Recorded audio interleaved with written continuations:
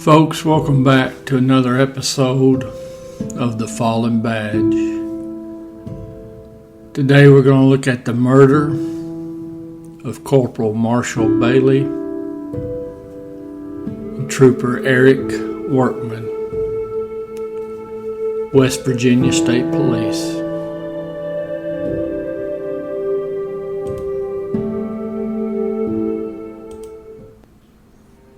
Now, Trooper Bailey was 42 years old.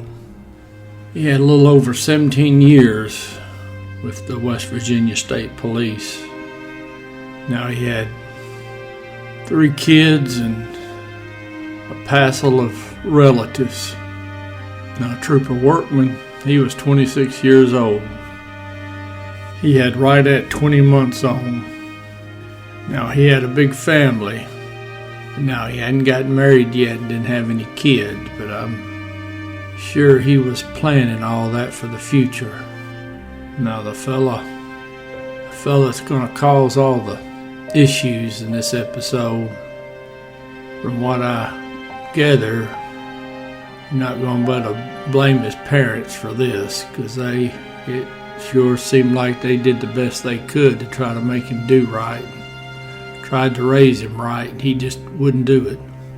And there's going to be talk about how drugs got him, but ultimately you gotta want to walk away from that. Our suspect just wasn't going to do it. Now, most of the information for this episode is going to come from the media. It's August 28th, 2012. About 7:25 p.m., Nichols County 911 received a call. A motorist on the interstate said there's a white Silverado and it was driving all kinds of crazy on I-79, and it was heading northbound. Now this motorist that called in said the truck had wrecked out in the median, but then it got going again and it started going southbound. So it sounds like a DUI.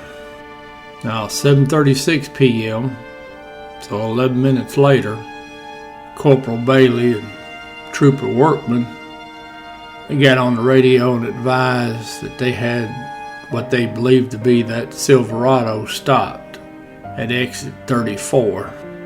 And they had it in the parking lot of the Wallback Park and Ride. And they said they had one in custody, and they requested a wrecker. Now, King's Wrecker Service was going to be the towing company that was going to make that scene. Now, the troopers had gotten the ID off the suspect, and they did their little test or whatever it was they needed to do to determine that he was under the influence of drugs or alcohol. So they put handcuffs on him. Now, what they did, though, is they put the handcuffs in front of him. Now, they searched him. They put him in the back seat of their vehicle.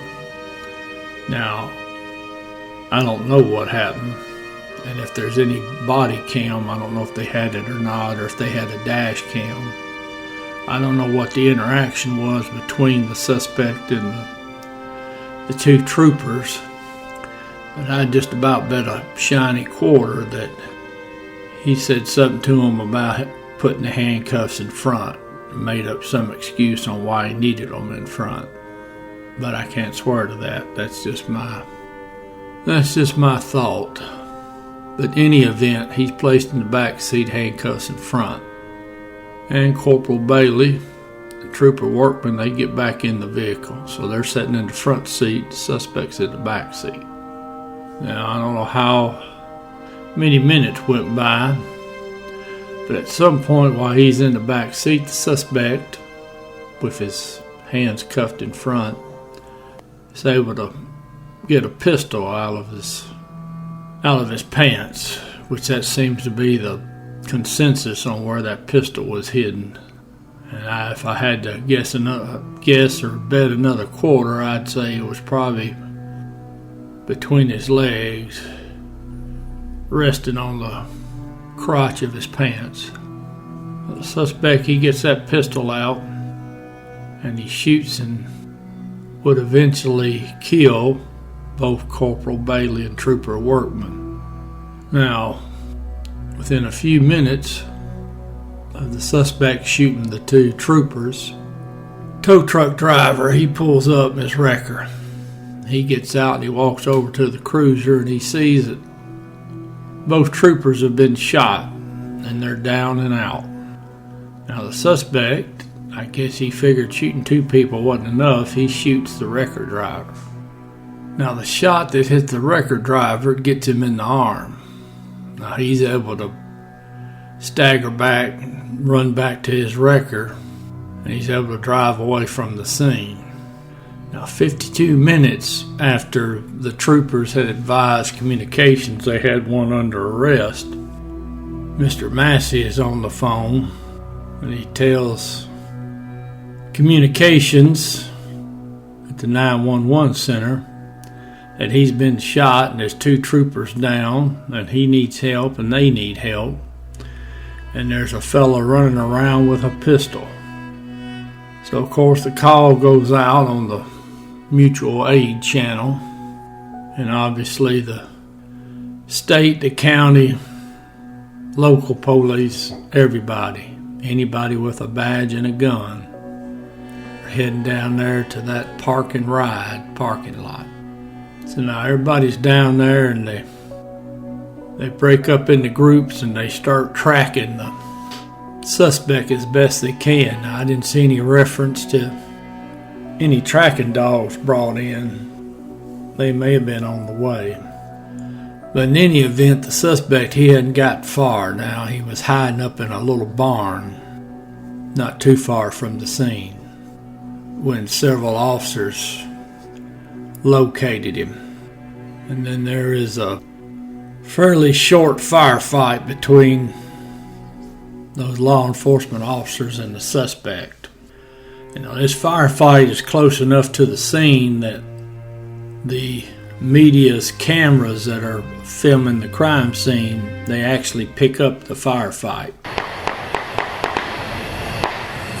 State police say Baber took Corporal Bailey's gun after he shot the trooper.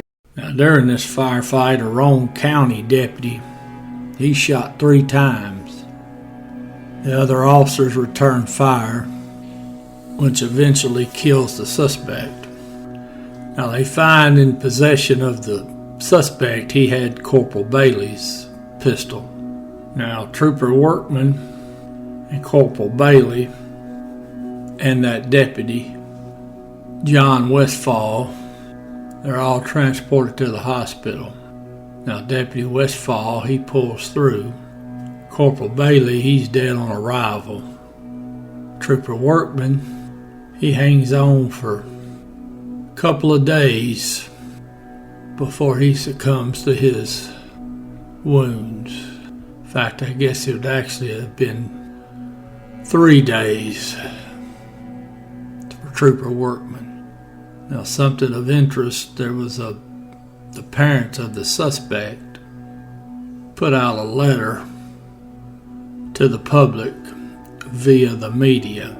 And I think this letter, in my estimation, tells you that the parents had done the best they could and that their heart was in the right place. And unlike so many parents who immediately say their child wouldn't do such a thing, and how their child had got picked on by the police and on and on and on, they went the other way. This letter is very heartfelt. And I'm going to read part of this letter because I think it says a lot. We recognize also that the suspect's mindless and callous shooting of these 4 men has caused tremendous pain and suffering for their families, friends, and co-workers that will continue to hurt for many years to come. I know of no words that could express exactly how my wife and I feel about what has occurred. We are extremely angry and saddened by what the suspect has done to your loved ones and you. Now, this letter went on to say that Police officers are not responsible for the suspect's death. They only shot him as they should have. What killed the suspect was drug abuse.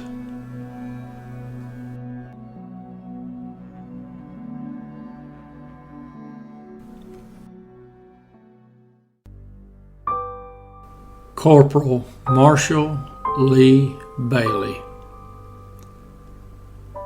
End of watch, August 28th, 2012. Trooper Eric Michael Workman.